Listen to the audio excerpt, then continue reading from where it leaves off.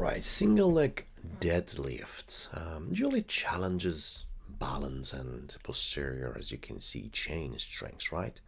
So the idea is like to keep your back flat, as you can see here, hinge from the hip, right? And let your lifted leg move in line with your torso to keep your center of mass. I'll tell you more about this, just have a look.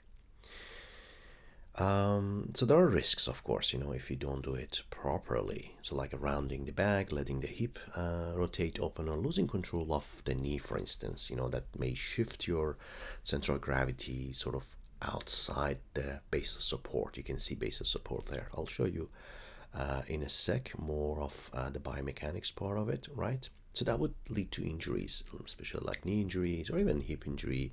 It might, if you do it and suddenly make a change or something, your center of mass or center of gravity changes rapidly. So to do it right, so hip square, right?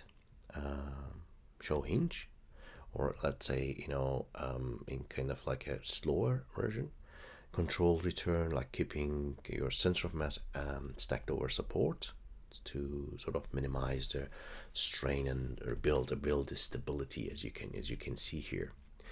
So what we're showing here is quite interesting. You can actually see what we have here. Center of mass. This is like a hip, right? Center, let's say, between the two points. If you touch your hip, to sort of bony part, it's just somewhere in between. And this is your center of mass or center of gravity. You can say somehow interchangeably, not necessarily correct, but this one, and we call this base of support, not the whole thing here, it's just the support here that you have just one of your legs, right? Here, 1 foot. And usually when you are within that, like your center of mass is within your base of support, which is this area, right? You are quite okay, right? In terms of stability. And you can see what she's doing amazingly. So she's just going all the way.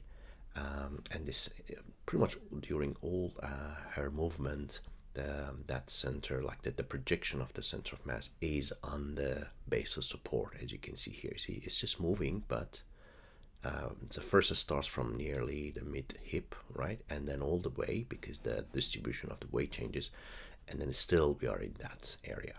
So keep this in your mind, and tell us, how would you teach your, say, patient, your athlete, or even generally if you want to improve your performance at the gym or the like, how would you teach this to your trainee? Or even if you want to do it, how would you evaluate yourself? Let us know.